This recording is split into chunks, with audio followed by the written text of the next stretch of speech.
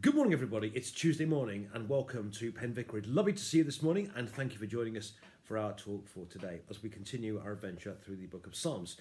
And today's psalm is Psalm 58, which is a thought-provoking psalm, to say the least. So let's get stuck into it, shall we? Psalm 58. Here goes. Do you indeed decree what is right, you gods? Do you judge people fairly? No.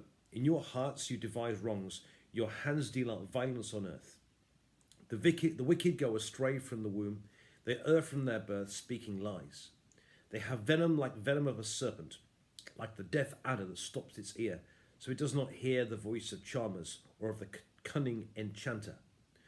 O God, break the teeth of their mouths. Tear out the fangs of the young lions, O Lord. Let them vanish like water that runs away.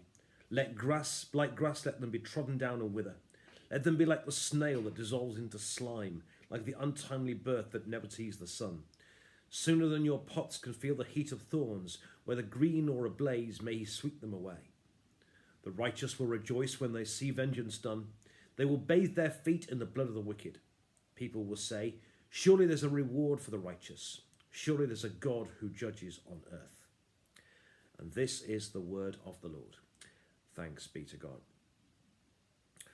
Okay, let's have a look at this psalm, shall we? Essentially, it's in kind of four bits, really. The first bit, David, he talks to the false gods. Second bit, he then describes the false gods and what they do and how ineffective they are. Third section, he talks to God and essentially asks God to pour boiling oil on their heads and worse. And then in the fourth bit, you've got a statement of at the end that the righteous will win through in the end. God will, and what's more, they'll actually get to gloat about it as well. So four sections, verses 1 and 2, which is David, so to speak, metaphorically talking to these false gods. Verses, let's say, 3 to 5, he describes these false gods and the people that follow them in particular and how ineffective they are. The third section, which is 6 to 9, he then it's a prayer to God that God would heap revenge on them, and so on and so on and so on. And a bit at the end, which is verses 9 and 10, which talks about how in the end God will come through in the end, and what's more, the good people will be able to gloat over the wicked, and so on and so on and so on. So that's essentially what you got in this psalm this morning in four bits. Now, my friends, let's acknowledge from the beginning, I think for many of us reading this is a difficult psalm, okay? And it doesn't help by some of the language which is used, things like untimely birth that never sees the sun. These are very uncomfortable words. This is not nice language. And it's essentially, it's quite vengeful in lots of ways as well. The fancy word for it, if you want to know, is an imprecatory psalm. That's what theologians call it. They call it imprecatory. And that's what what this is. Basically, essentially, David is asking for not just for justice to be shown, but he actually is asking for God to put vengeance on the wicked as well. So there's quite a bit of sort of vengeful stuff in here as well. And there's actually quite a few psalms which ask for this as well. There's even a bit of it in Psalm 23, the Lord's my shepherd, because he talks about may he spread a table before me in the face of all my woes that trouble me. In other words, he doesn't just want to have the table in front of him, he wants to be able to gloat over his enemies whilst doing it at the same time.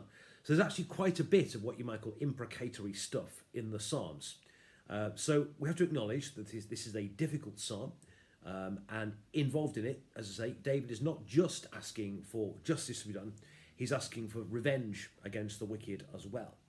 Fancy word, as I say, is imprecatory, and there's quite a few of them in the Psalms, and there's, if not the whole thing, then bits of it throughout the Psalms as well. Now, as I said, let's acknowledge from the beginning, this is uncomfortable language. This is not nice talk, if you like. And we don't like to think of, Christian people or godly people wanting revenge on enemies. It's because we're told to forgive their enemies and so on and so on and so on. And there've been movements over the years to try and remove this type of stuff. I remember in the old alternative service book, many of us remember that from the 80s, 70s and 80s and 90s perhaps. We remember that in the Psalms in the back of the book, these bits would be in brackets, so you could miss them out if you wanted to. So you could sort of cut out all the difficult bits. Now, I want to say from the beginning, I think this, whilst acknowledging that this is a very uncomfortable psalm, and it's not an easy read, and when we read bits like this, and there's more to come, Psalm 137, I think it's a few weeks to go now, but there's bits of it to come as well. I think it's right that we keep it there, and I'm actually glad that it's there. And I want to say just a few words in defence of it this morning. Firstly, to say, whilst this is not an easy read, I think firstly it has to be said, it's honest. That's how David felt at the time. And to some extent, aren't we right to be honest with God about how we feel about stuff? Do we really think that God can't cope with it? Do you think God's going to be so, God hasn't got shoulders broad enough to cope with it? Do we really think that God would rather we gave him platitudes and, insincerities and everything's wonderful in the garden, isn't it? To some extent, this is David's honest talk. David here is shooting this. This is the words of David's heart. This is how he feels at the time. And let's be honest, haven't we all felt like that at some time?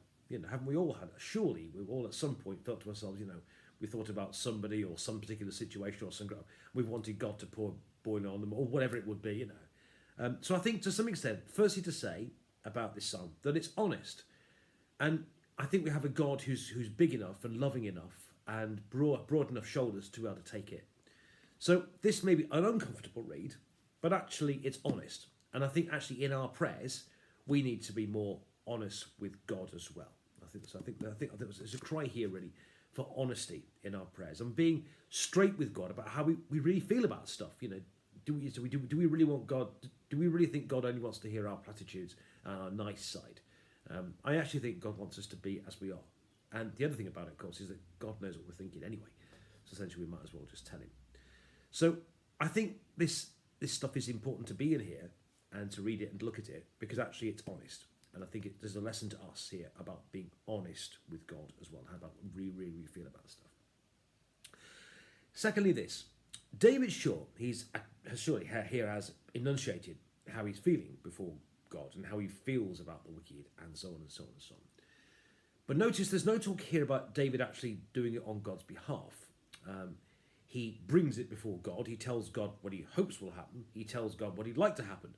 But David's not actually going out and doing it. And I think surely in a sense, it's better that, bear in mind we have these feelings, it's surely better that we enunciate them and express them before God than actually do something about it. So essentially, I think we can pour out our soul before God, just how we feel about it, and then in a sense, let God do with it what God wants. And I think there's a great step into saying about faith here, that David is not actually doing it, he's actually giving it to God and letting God deal with it. And bear in mind, we all feel like that, if we're honest, however wonderful I think we are, we all feel like this sometimes. It is surely better that we enunciate it before God, give it to God, and let God deal with it, rather than actually do it. I think that it's better. He says it and says it to God than actually does it himself. So that's the second thing. So there's a call here for honesty. The second here for saying it's better that he talks about it and gives it to God, let God deal with it, than do it himself. And there's actually quite a big statement of faith here. The third thing to say is this. Actually, David is talking here about unjust people, people who breathe out violence and people who do wicked things. Now, actually, isn't it not right that we are really angry about violence, that we are really angry about injustice? When we hear stuff going on about people being mass shootings in schools or poverty in the third world or, violence going on, against vulnerable children or vulnerable people or whatever it may be, sexual violence. I mean, whatever. Is it not right that we get angry about it? Do we read?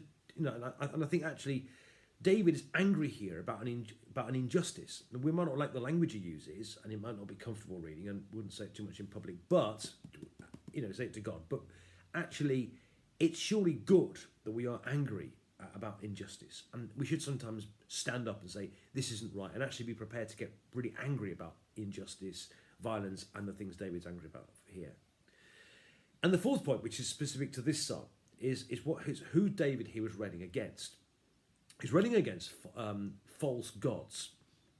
Now, the word God here can mean God, but it can also mean unhearing one in Hebrew. So it's not just talking about little divinities. He's talking here about he's actually talking about divinities that can't help you. And I think there's acknowledgement here that actually not everything helps. People sort of say that you can believe what you like as long as it's right for you. Actually, that's not true. There are right ways and there are wrong ways, and there are there's the true God and there are false gods, and they can be all sorts of things. People can put their trust in all sorts of things, in life.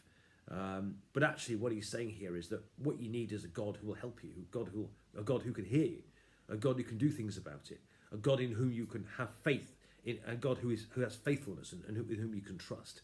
And what David's here railing against here is wrong things that people put their trust in, and therefore the people that put their trust in them because they're not helping them. So he's not just talking about the God, he's talking about things that can't help you in life as well, things that don't work.